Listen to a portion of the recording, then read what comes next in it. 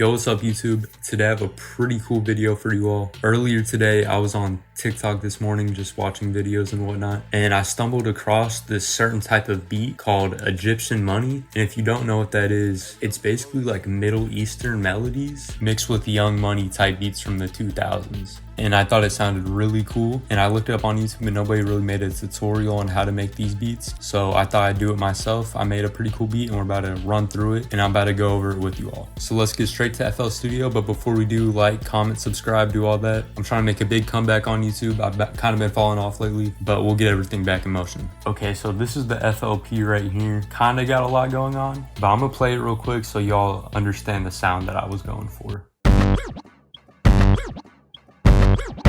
Hey yo, it's Rose.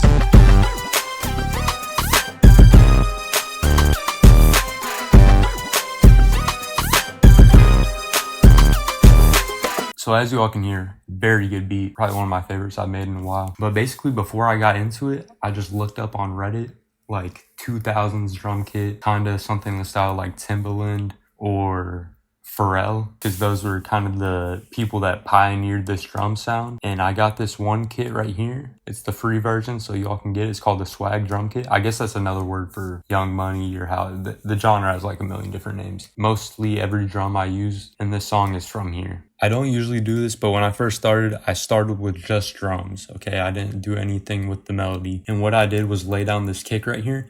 Usually you want to grab a kick that is kind of like colorful, not too basic. So this is the kick I chose, and I laid down this basic pattern.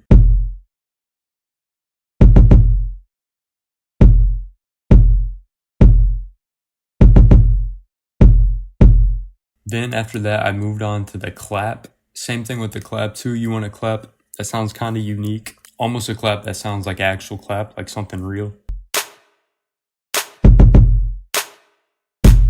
So pretty much just a basic pattern, and then right here I added a clap right before the last one just for some variation. Then I added this percussion loop that I got from the kit in the background. It sounds pretty crazy. Here's it by itself, and then I'll play it with everything else in context.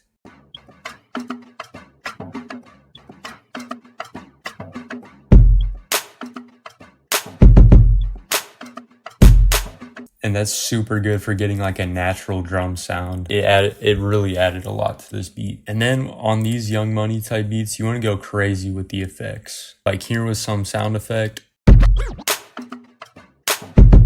Like just really weird stuff like this. And then I also added this reverse hat. As you can hear, it's kind of building up. And what I did was, as you can see, the clap is right here. I put the reverse hat to like build up to the clap. So this is what it sounds like, just them two. It's almost like it's bringing the clap in. And then I added another sound effect right here. Just a bunch of percussion, a bunch of ear candy. That's kind of the key with the drums on these type of beats. This is what it sounds like. Also, you'll hear a lot of chants in these beats like this. I just have it at the very end right here. And then I added another open hat, this one not reversed, right here. Very subtle in the background. Also, I added this rim.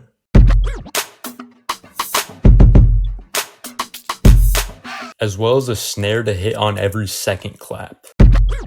Clap, snare.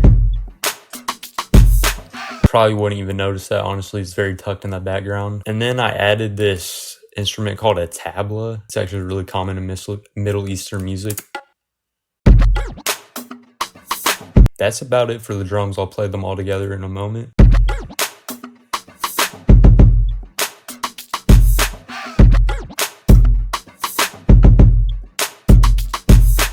Okay, when I moved on to melody, I decided to start with the lead.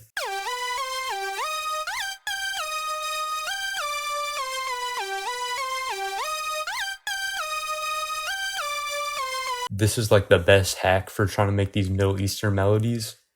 Go to your keyboard, go to your scale highlighting, put in whatever root note that you want right here, and then make sure you use the Arabic scale. And if you want to get the gray part in the background, like these gray notes, so you know where to go if you're just typing it in and you don't have a keyboard, just go up to this arrow right here, hit view, hit scale highlighting, and then select the Arabic scale right here. And it will change the background. I basically just want to do something that slides around. I added some like short notes here and there that kind of bounce around.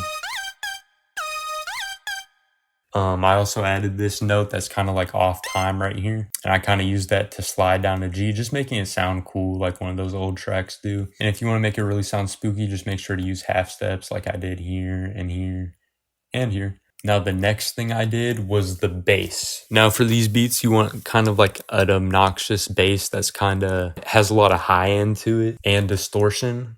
So this is the pattern I laid down.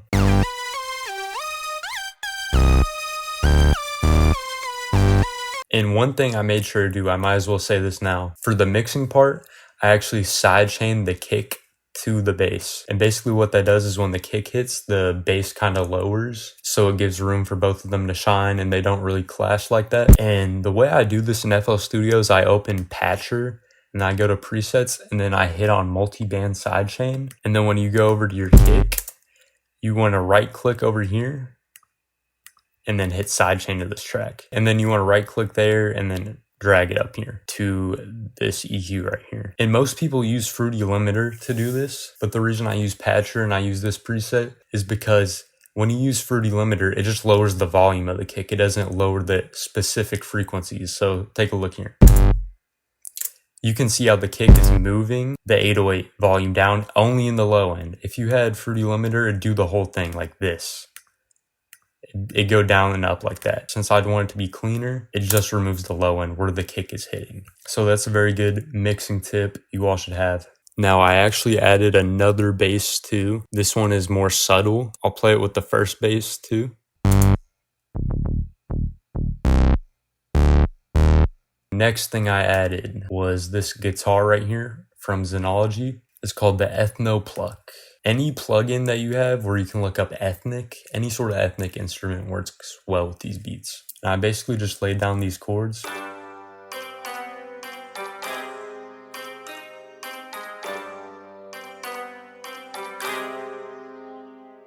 And if you can tell right here on this fourth note, I didn't add any like counter melodies or anything like that. And the reason I did that was because I wanted to add this other instrument out of Xenology, which is called a sitar. These are very common in Middle Eastern music. This is the pattern I laid down. I added a note there in the beginning, and then I added this at the end. And so I'll play that with the chords. The reason I did that was just so I could give some room for the second instrument to shine.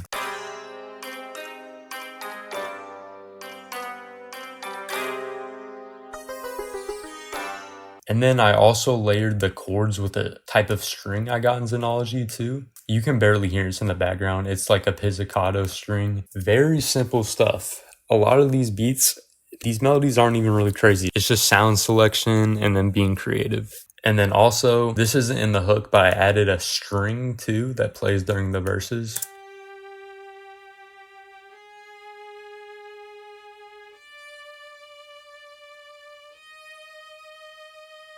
That's something you can't really hear, but it actually makes a huge difference. I'll play the full melody in the chorus, and then I'll play the verse melody too.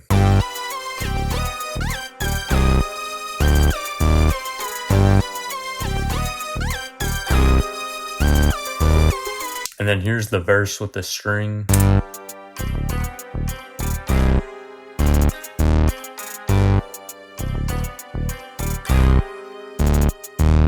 And then also I added an 808 switch up at the end. So I took out the bass, I took out the kick drum, and this is what it sounds like.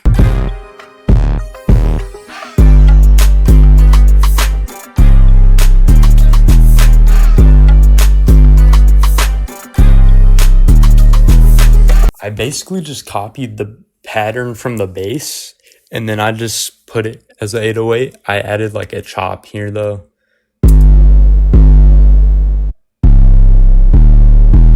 And as far as arrangement goes, I made this like kind of cool intro.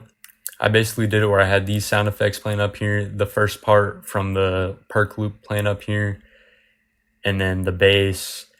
And then I also added one of those reverse reverb buildups.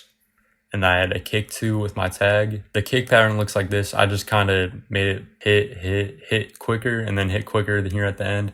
I also raised the velocities too, so it was kind of like it was building up to something. And the bass kind of follows the same pattern. It keeps hitting at this G note right here. And then towards the end, I started making it go from G to D, and then G again, and then back to D, but in a higher octave. And then I just looped the first part of this perk loop. And obviously this effect. And then this riser too. I'll show you how to make the riser real quick. So basically, I wanted, since the lead is kind of like the standout part of the hook, I wanted to use that as the reverb for the riser. You want to go to Fruity Reverb, put your what up, put your stereo separation up, put your decay up, and then you want to open Edison. And when you do that, you want to hit record, and then you want to just tap on the play button just for a moment. So it's just shortly playing whatever sound you want to use. That's not what I meant to do. So you want to isolate where it's just the sound here, right? Hit it and just tap it. And make sure to tap off of it. So you're just getting this one note and you're getting the reverb trail that it's leaving off. And then you want to stop recording, take it out, put it in your playlist. And then once it's in your playlist, you want to double click on it, reverse it, and then you should have something cool like this.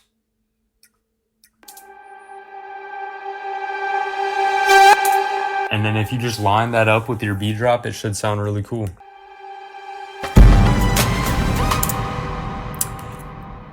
Also, make sure to turn off the reverb. That's why it sounded like that. Hey, yo, Druzy.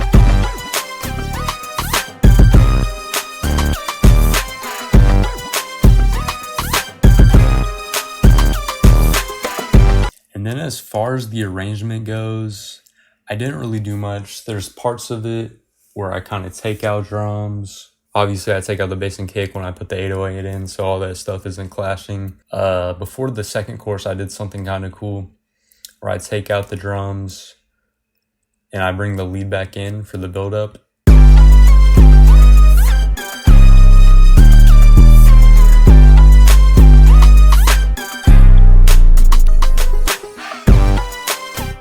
And again, like if you just have a certain instrument like this that is just cool, and I'm talking about the sitar sound,